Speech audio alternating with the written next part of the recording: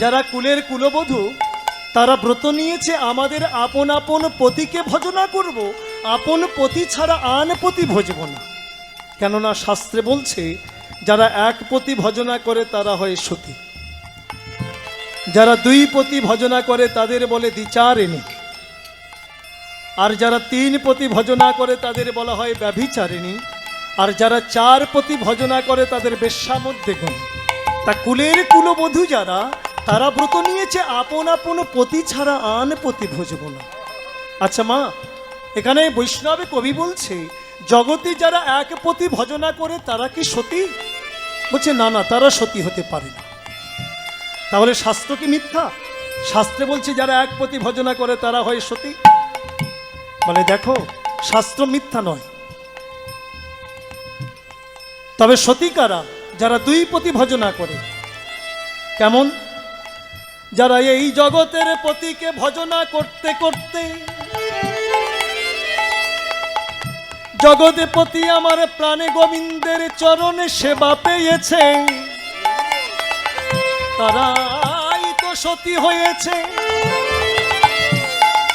তাই কুলের কুলবধূগণ তারা ব্রত নিয়েছে আপনে আপন পতি ছাড়া আন পতি ভজব না গো। আমার প্রাণ গোবিন্দ দেখলেন এদের ব্রতটা সঠিকই নয়, তাই কি করলেন? এই কুলবধূগণের ব্রতের উপরে বাণ নিক্ষেপ করলেন। কেমন বাণ? বিষম কুসুম সরবাণ বানে গো, বানে গো, বিষম কুসুম সরবাণ সরবাণ সরবাণ। এই যে বিষমে কুসুম সরবাণ যখন নয়নে বাণ নিক্ষেপ করেছে, যারা ব্রত নিয়েছিল তাদের ব্রত ভঙ্গ হলো। তারা কি করলেন? বলে পথে এসে দাঁড়াইল, পথে এসে দাঁড়াইল, পথে এসে দাঁড়াইল, পথে এসে দাঁড়াইল। নয়নের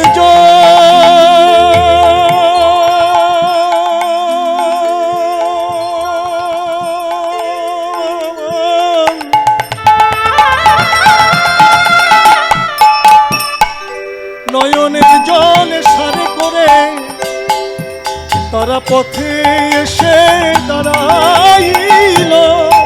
ওই নয়নের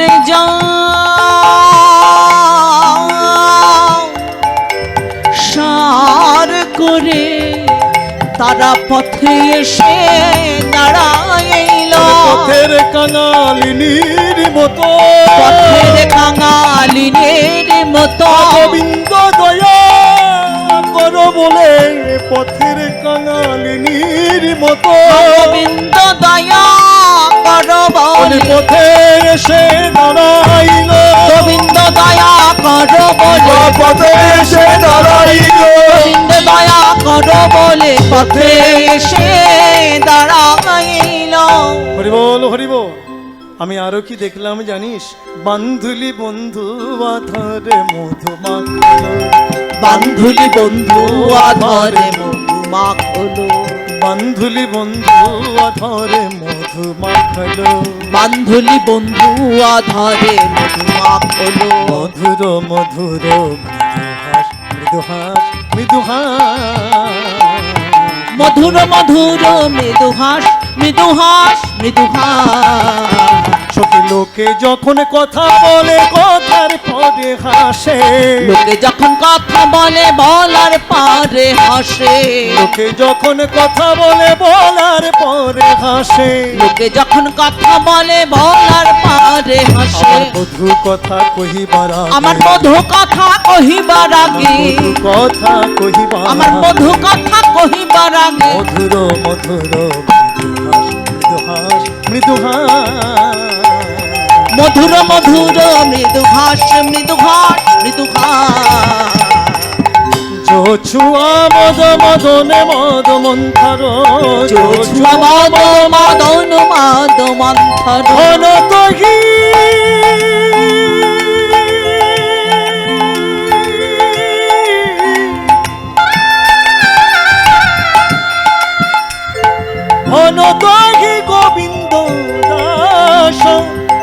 তহি গোবিন্দ দাস। সখীরে, প্রাণ বধূর রূপের কথা বলতে বলতে কি হলো আমার নয়নে কাঁদেছে, আমার হৃদয়ে কাঁদেছে, আমার প্রতিটা অঙ্গ কাঁদেছে। প্রাণ বধূর প্রতি অঙ্গের সেবার লাগে করুণাময়ী রাধারানী সখীদের গলা জড়ায় ধরে কেঁদে কেঁদে বলছে, রূপ লাগে আখি ঝুরে গুনে মন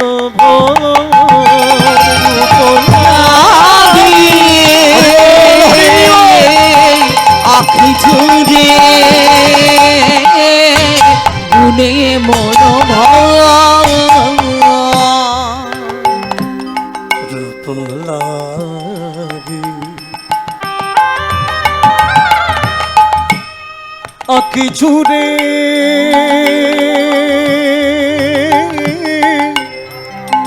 গুনে মন প্রতি অঙ্গ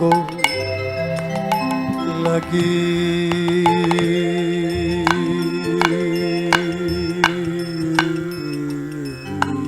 কাঁদে।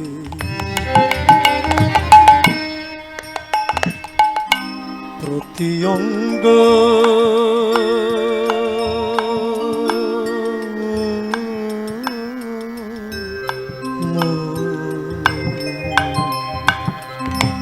প্রতি অঙ্গ লাগে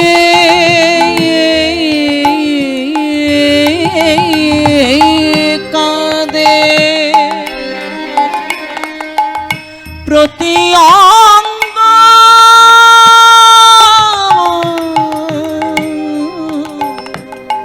রজনী আমার কাদের সুখী, নয়ন আমার কাদের সুখী, রজন আমার কাদের সুখী, নয়ন আমার কাদের সুখী।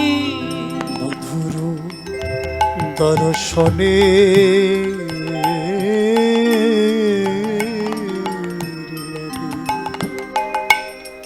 নয়ন আমার কাদের সুখী। ওই বধুরূপ দর্শনে লাগি নয়ন আমার কাদের সুখী। ললিতা রে, শুধু আমার নয়ন কাঁদছে না, আর কারা কাঁদছে জানিস? হে আরো পরশ লাগি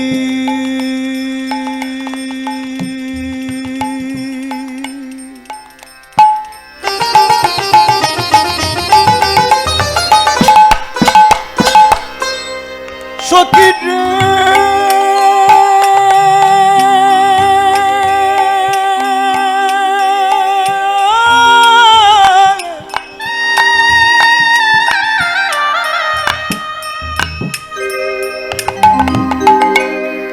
ললিতা রে,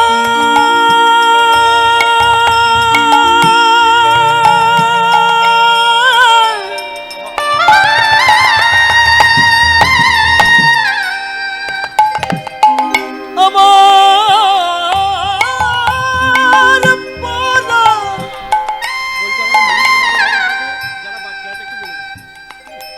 আমার পরাণ সখী,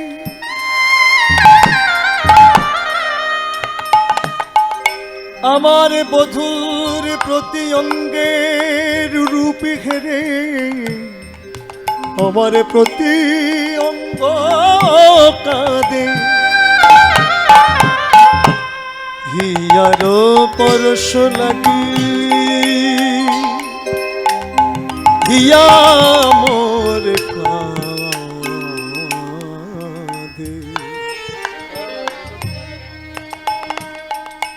পরানো প্রীতি লাগি স্থির নাহি পরাণ পিরিতে লাগি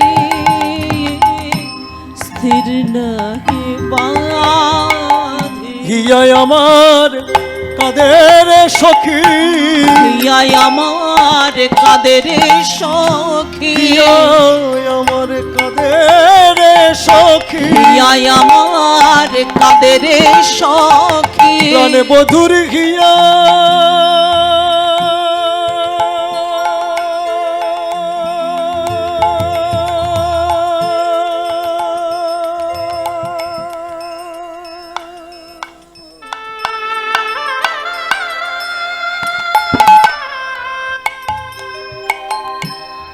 বধুর হিয়া পরশিবার লাগি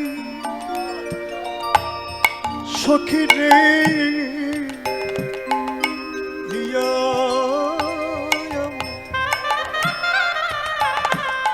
কাদের রে সখী, প্রাণে বধুর হিয়া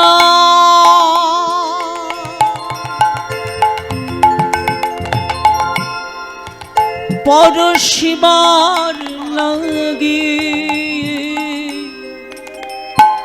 তাই হিয়ায় আমার কাদের সখী, প্রাণে বধুর হিয়া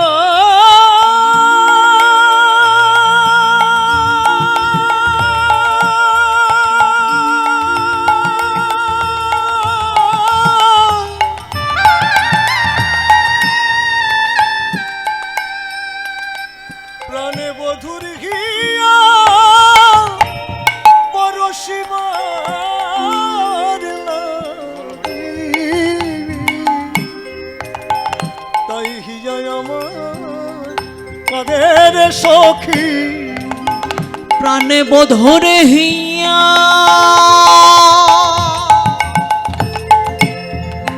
পরশিবার লাগি, তাই হিয়ায় আমার কাদের সখী, আমার হিয়া কাঁদেছে বধুর হিয়া, আমার হিয়া কবে একে হবে, আমার নাশা কাঁদে প্রাণে বধুরী অঙ্গের সৌরভীর লাগে, আমার নয়নে কাঁদে প্রাণ বধুর মাধুর্য দর্শনের লাগে, আমার সকলে অঙ্গ কাঁদেছে। এখানে কবিরাজ গোস্বামী পাদ চৈতন্য চরিতামৃতে তিনি ত্রিপদীতে খুব সুন্দরভাবে বর্ণন করেছেন। নাসা কাঁদেছে প্রাণ গোবিন্দের অঙ্গের সৌরভ গ্রহণের জন্য। কবিরাজ গোস্বামী পাদ বললেন, কৃষ্ণ অঙ্গ সৌরভে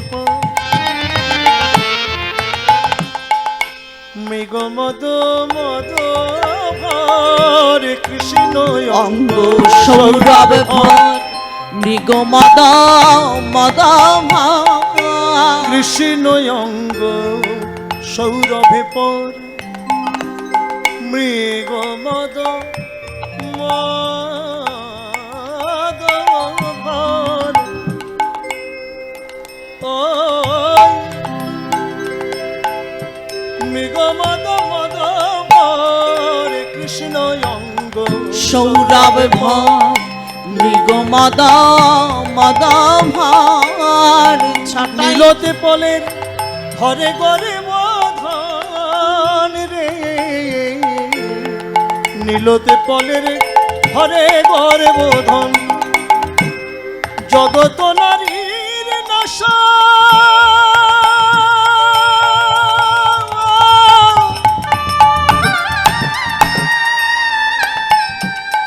তার ভিতরে করে বাসা, নারীগণে করে আকর্ষণ রে, নারীগণের করে আকর্ষণ। সখী রে আমার প্রাণে বধূ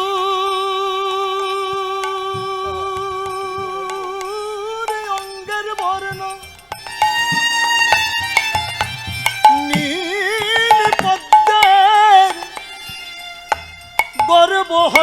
কারি বর্ণ, সেই অঙ্গ হতে যখন কর্পূর চন্দন কস্তুরীর গন্ধ ভেসে আসে, সেই গন্ধে আমার নাশা মেতে ওঠে। সখীরে তাই আমার নাশা কাঁদেছে বধূরি অঙ্গের গন্ধ পাওয়ার লালসায়। আবার কি বলছে, আমার অধরে কাঁদেছে শ্রীকৃষ্ণের অধরামৃত, তাহাতে কর্পূর মন্দ স্মিত। শ্রীকৃষ্ণের হরি বল, হরি বল, হরি বল। অধরামৃত, তাহাতে কর্পূর মন্দাস্মিত। সমাধুর্যে হরে নারীর মন রে, সমাধুর্যে হরে নারী মন, অন্যত্র ছাড়াই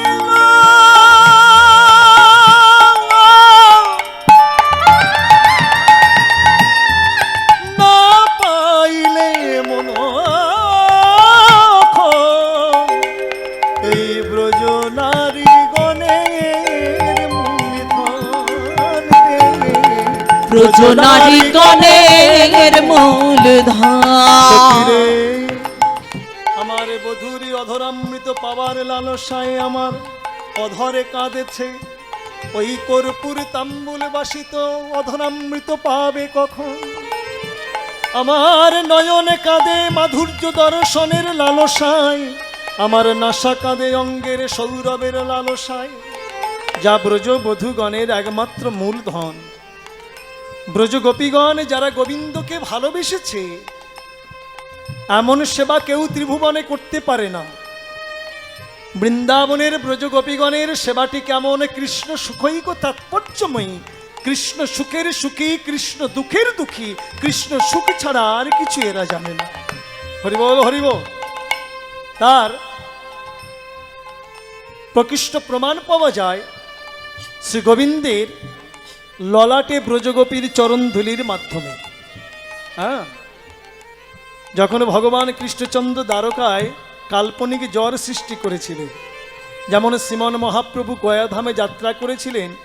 হ্যাঁ, এই যে ব্রাহ্মণের ধর্মটাকে, ব্রাহ্মণ্য ধর্মটাকে যে বিলুপ্ত হতে চলেছিল, যে ধর্ম, সেই ধর্মটাকে পুনরুত্থাপন করবার জন্য দেহে কাল্পনিক জ্বর সৃষ্টি করেছিলেন। ভক্তগণকে বলেছিলেন, হে ভক্তগণ, যদি তোমরা ব্রাহ্মণের চরণধুলি এনে আমার অঙ্গে লেপন করতে পারো, তাহলে আমার এই জ্বর দূরীভূত হবে। তাই ব্রাহ্মণের চরণধুলি এনে ভক্তগণ মহাপ্রভুর অঙ্গে লেপন করেছিল, সেই জ্বর দূরীভূত হয়েছিল। তেমনি ভগবান কৃষ্ণচন্দ্র আমার দ্বারকায় কাল্পনিক জ্বর সৃষ্টি করে থরথর করে কাঁপছে, সর্বাঙ্গ বড় ব্যথিত, বড় ছটপট করছে। সবাই দর্শন করছে, প্রভুর এমন কেন জ্বালা, কেন এমন ছটপট করছে। এমন সময় নারদ ঋষি এসে বলছে, প্রভু একে তুমি কেন এমন ছটপট করছো, কি জ্বালার উদয় হয়েছে বলো প্রভু, কৃপা করে এই অধমে দাসকে বলো। ভগবান কৃষ্ণচন্দ্র বললেন, রাধে রাধে, আস্তে আস্তে। ভগবান কৃষ্ণচন্দ্র বললেন, নারদ, আমার এই যে দেহের জ্বালা, আমার যে দেহে জ্বর, এই জ্বরের জ্বালা আমি সইতে পারছি না। বলে, প্রভু এই জ্বালা যাবে কেমন করে, তুমি কৃপা করে জানাও। তখন বললেন, যারা আমার ভালোবাসে, যারা আমার প্রেমিক ভক্তগণ, তারা যদি তাদের চরণধুলি আমার অঙ্গে লেপন করতে পারে, তাহলে আমার দেহের জ্বালা দূরে যাবে।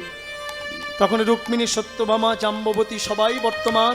নারদ ঋষি করজোড়ে বললেন, মা, মাগো, প্রভু যে বড় কষ্ট পাচ্ছে, কৃপা করে তোমাদের চরণধুলি প্রভুর অঙ্গে লেপন করো, তাহলেই তো জ্বালা দূরে যায়। তারা পারল না কেন? তাদের মধ্যে ঐশ্বর্য বোধ ছিল। স্বয়ং লক্ষ্মী দেবীও তেমনভাবে সেবা করতে পারেনি যা ব্রজগোপীগণ সেবা করেছে। কেন? তাদের মধ্যে সংকোচ বোধ ছিল, ইনি ভগবান, আমাদের চরণধুলি এনার অঙ্গে দেব, তাহলে যে আমাদের অপরাধে ডুবে মরতে হবে, তাই তারা পারেনি। কিন্তু নারদ ঋষি যখন বৃন্দাবনে এলেন, বৃন্দাবনে এসে ব্রজগোপীদের কাছে সকল বৃত্তান্ত খুলে বললেন, ব্রজগোপীগণ নারদ ঋষির পানে চেয়ে বলেছিল, ঋষিবর কত ধুলা লাগবে, নিয়ে যাও। নিজেদের চরণ ধুলি নারদ ঋষির ঝোলা ভরে দিল। নারদ ঋষি সেই গোপী চরণ ধুলি নিয়ে এসে গোবিন্দের অঙ্গে লেপন করায়। গোবিন্দের সকল জ্বালা ব্যাধি সব দূরে গেল। হরিবল হরিবল। তাই ব্রজগোপীর সেবাটা কেমন? কৃষ্ণ সুখৈক তাৎপর্যময়ী।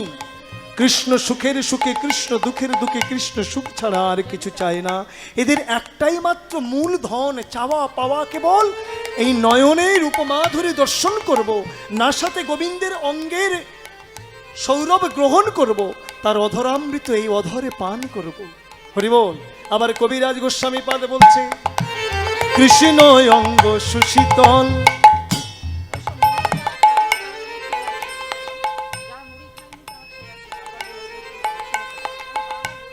জয় শ্রী রাধে রাধে।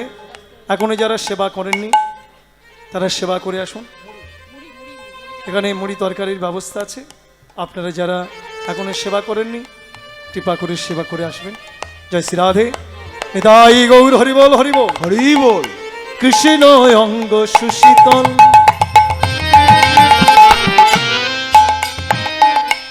কি কহিব তাহার বল। কৃষ্ণ অঙ্গ সুশীতল, কি কহিব তাহার বল। ছটায় জিনে কঠিন দূষিতল রে, ছটায় জিনে কঠিন দূষিতল। সখীরে আমার প্রাণে গোবিন্দে অঙ্গ বড়ই শীতল।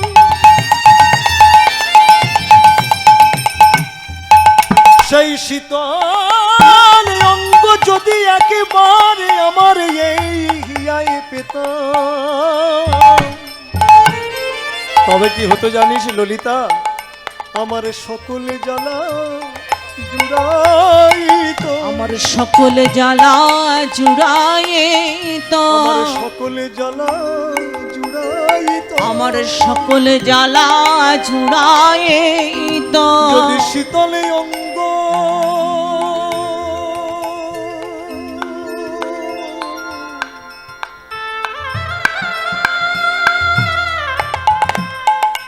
একেবারে হিয়ায় পেতাম। সখীরে আমার সকলে জ্বালা জুড়াইতো, যদি শীতলে অঙ্গ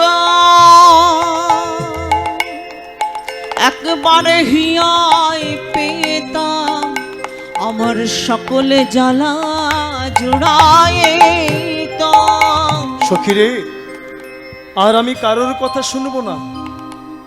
কি আর বলিব সখী,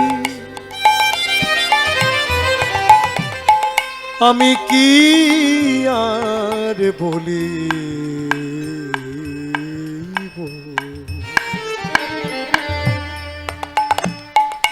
যে পণ করেছি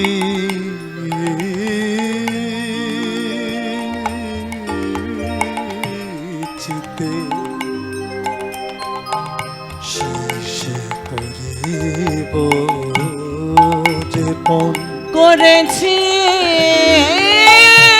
চিতে, সেই সে করিব। সখী লোকে আমায় যে যাই বলু, আমার এই হৃদয় মাঝে আমি যে পণ করে বসে আছি সেই পণ আমি করবই করব। ললিতা বিশাখা বলছে, রাধে কি পণ করেছিস? গোপনে করিস না, আমাদের কাছে খুলে বল, আমরা শুনতে চাই। বল সখী কি পণ করেছিস? আমি স্বামী মণিহার গলায় পরিব, স্বামী মণিহার গলায় পরে, আমি স্বামী মণিহার গলায় আমি পরিব, স্বামী মণিহার গলায় পরে। ওজের পথে পথে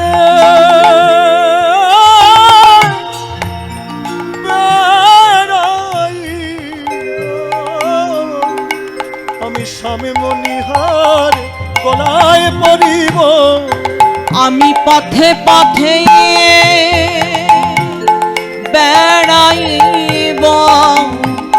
শ্যাম মণিহার গলায় পরিব। সখীগণ বললেন, রাধে, শ্যাম মণিহার গলায় পড়বি, বড় মূল্যবান মণি, মূল্যবান হার। বৃন্দাবনের তো চোরের অভাব নেই, যদি কোনো চোর তোর গলা থেকে ওই হারটা ছিনিয়ে নেয় তখন তুই কি করবি? রাধারানী বললেন, ঠিকই বলেছিস সখী, না না না, আমার গলায় রাখবো না। আমি কি করব জানিস?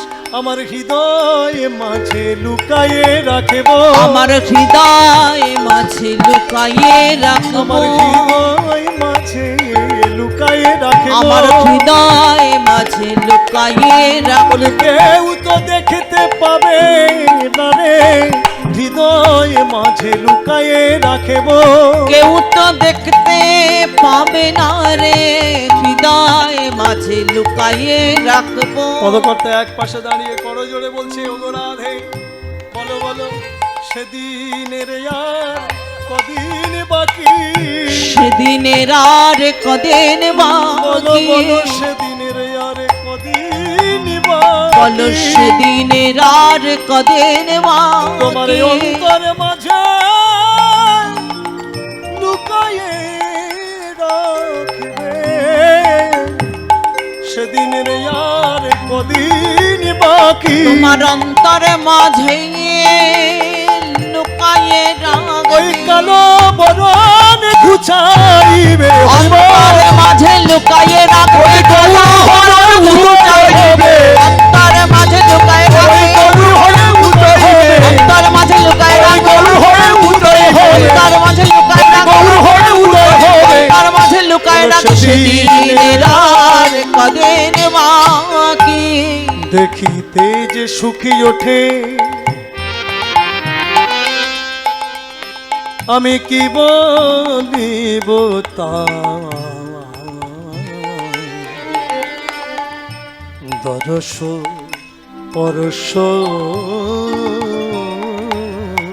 লাগে, আওলাইছে দরস পরশ লাগি, আউলাইছে গা, হাসিতে খসিয়া পড়ে,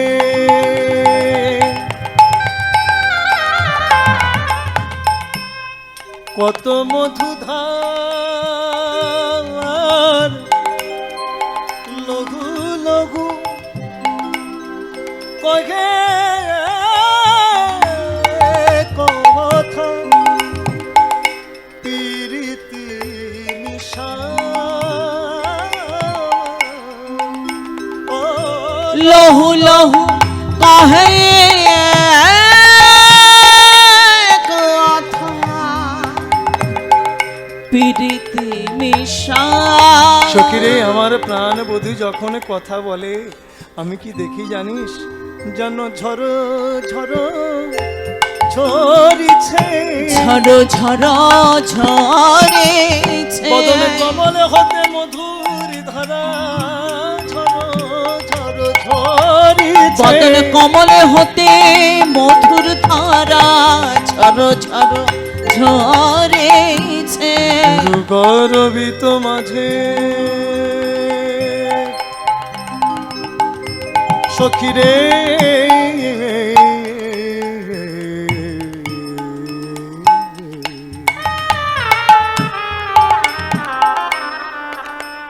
ললিতারে, আমি বাদির ঘরে বাস করি, আমার শাশুড়ি ননদী সদাই আমার চোখে চোখে রাখে, সেই ঘরে আমার বাস, গুরু গর্বিত মাঝে আমি রহি নানা রঙ, পুলকে পুলক পুরল স্বামী পর সঙ্গে, পুলকে পুরানা তনু শ্যাম পর সঙ্গে, পুলক ঢাকিতে কত আমি করি পরকাল, সখীরে এই বাদির ঘরে বসে বসে প্রাণ বধূর চিন্তা যখন করি, আমার সর্বঙ্গ পুলকিত হয়। বাদির ঘরে তো বাস, তাই আমি ওই পুলক ঢাকার চেষ্টা করি। পুলক ঢাকিতে কত আমি করি পরকার, নয়নের ধারা বহে অনিবার, নয়নের ধারা বহে অনিবার। পুলকে ঢাকা তো যায় না রে, পুলক ঢাকা তো যায় না রে, ঢাকা তো যায় না পুলক রে, ঢাকা তো যায় না রে। হলো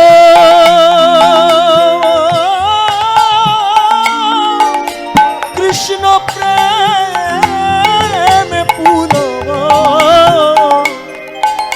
পুলকে ঢাকা তো যায় না রে। সখিয়ে যে হলো কৃষ্ণ প্রেম পুলক, বলি ললিতায় অভিশাখা, যে হলো কৃষ্ণ প্রেমে পুলক, ললিতায় অভিশাখা, যে হলো কৃষ্ণ প্রেমে পুলক ঢাকা তো যায় না রে। হরের লোকে সব করে কানা কান, জ্ঞান কহে লাজ ঘরে ভেজাও আগুনে, জ্ঞান কহে লাজ ঘরে ভিজাও আগুনে। সখী একই হলো আমার, আমি বধূকে এত ভালোবাসি, সেই বধূ কেন আমায় এত কাঁদায়। এই বাদির ঘরে একাকিনী বসে থাকি, যেদিকে নয়ন দিই সেদিকে আমি শুধু প্রাণ গোবিন্দকে দর্শন করি। ললিতা বিশাখা বললেন, রাধে, বহুদিন যাবৎ তোমাকে একটা কথা বলবো বলবো মনে করি, কিন্তু বলার মতো সুযোগ পাই না। আজ তোমার কাছে প্রকাশ করি, একটু বলো না রাই, প্রাণ গোবিন্দের প্রতি যেই তোমার প্রীতি, এই প্রীতি কবে থেকে শুরু হয়েছে? সখীদের পানে চেয়ে করুণাময়ী রাধারানী বললেন, সখী, এই প্রীতি কবে শুরু হলো জানিস?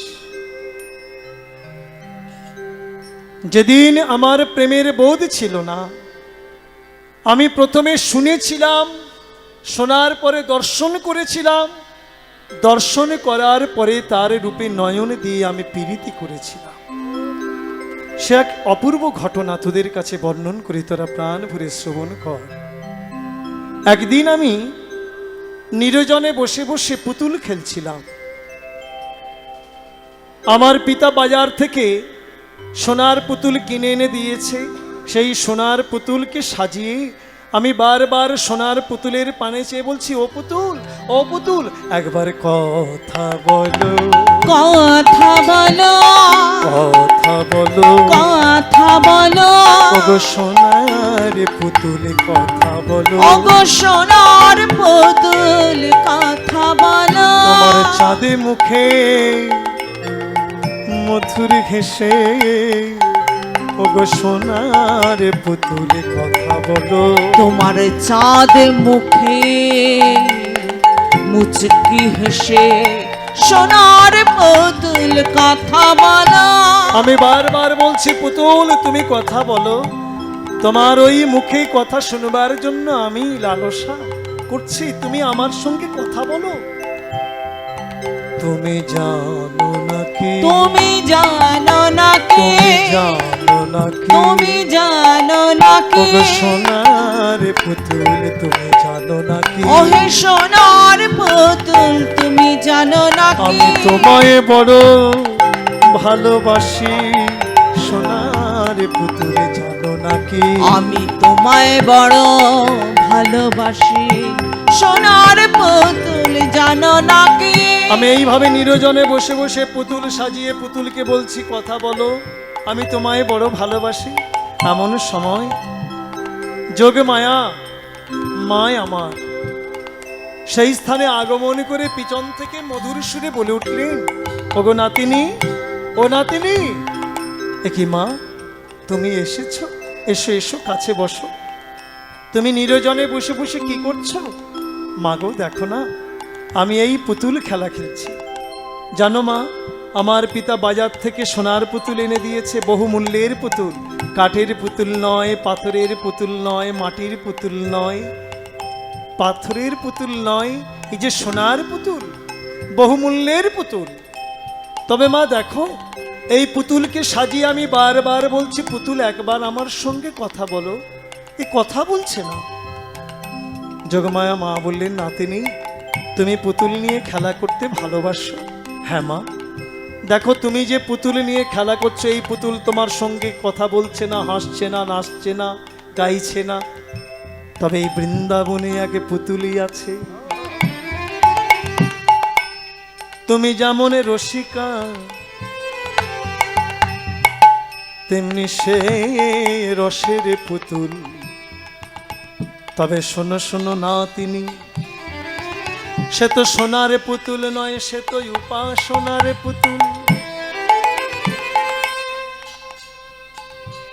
সেই পুতুলই আমার সঙ্গে হাসে, নাচে, গায়, আমার মনের কথা শোনে। সোনার পুতুল সরিয়ে রাধারানী বলছে, মা দাও দাও মা, ওই পুতুলের সন্ধান আমাকে দাও। চাই নাই সোনার পুতুল, ওই পুতুলকে আমায় দাও মা। বুড়িমা বললেন, নাতিনি, সে তো উপাসনার পুতুল। সেই পুতুলকে পেতে গেলে আগে পুতুলের মন্ত্রে দীক্ষিত হতে হবে, তবেই যদি তাকে পাওয়া যায়। মাগো, কে আমায় দীক্ষা দেবে? তখন বুড়িমা বললেন, এসো আমার কাছে নাতিনি, আমি তোমায় দীক্ষা দেব। কতই আদরে করে করুণাময়ী রাধারানীকে কোলে বসায় বুড়িমা বলছে, নাতিনি গো, যে পুতুলের সন্ধানে আজ তোমায় দেব, সে পুতুল তোমার সঙ্গে কথা বলবে, তোমার সঙ্গে নাচবে, তোমার সঙ্গে গাইবে, তোমার সঙ্গে খেলা করবে। তোমাদের সেই খেলার, তোমাদের সেই রসের খেলা কোনোদিন ফুরাবে না। শুধু তাই নয়, বলি কতজন ভাবিবে, বলি কতজন ভাবিবে, কতজন ভাবিবে তোমাদের এই রসের খেলা, কতজন ভাবিবে তোমাদের রসের খেলা। জনে বসে বসে কতজন ভাবি, নয়নের জল সার করে, কতজন ভাবি, জয় রাধে গোবিন্দ বলে, কতজন ভাবিবে বসে বলে, কতজন ভাবিবে, বসে বলে, কতজন ভাবিবে, জয় রাধা গোবিন্দ বলে, কতজন ভাবিবে, জয় রাধা গোবিন্দ বলে, কতজন ভাবিবে, কতজন ভাবিবে। তোমাদের সেই রসের খেলা ফুরবে না। এসো এবারে রাধারানীর কর্ণমূলে বুড়িমাই বদনটি দিয়ে বলেছে, রাধে তুমি যেমন রসিকা নায়িকা, তেমনি একজন রসের নায়ক আছে এই বৃন্দাবনে, যার নামে হলো কৃষ্ণ। কৃষ্ণ কৃষ্ণ, এই কৃষ্ণ নাম যখন রাধারানীর কর্ণমূলে দিয়েছে। জয়নিতাই, চাষি যদি সোনারি হয়, জমির বাদ যদি ভালো থাকে, আর যদি পুষ্টিকর বীজ হয়, তাহলে কি হবে? অঙ্কুরোদ্গম হবেই হবে। যোগমায়ার মতো সোনারি চাষি আর রাধারানীর মতো সুক্ষেত্র, হ্যাঁ, আর কৃষ্ণ নাম পুষ্টিকর বীজ যখন রাধারানীর কর্ণমূলে দিয়েছে, ওই নামে শ্রবণে রাধারানী নয়নে হতে দরদরিত ধারা বইছে। কেঁদে কেঁদে বুড়ি মায়ের পানে চেয়ে বলছে, বুড়ি মা গো, একই নামে তুমি আমার কর্ণমূলে দিলে। আমি জগতে কত নামে শুনেছি, কোন নামে কান জুড়ায় তো মন জুড়ায় না, মনে জুড়ায় তো প্রাণে জুড়ায় না। এক কৃষ্ণ নামে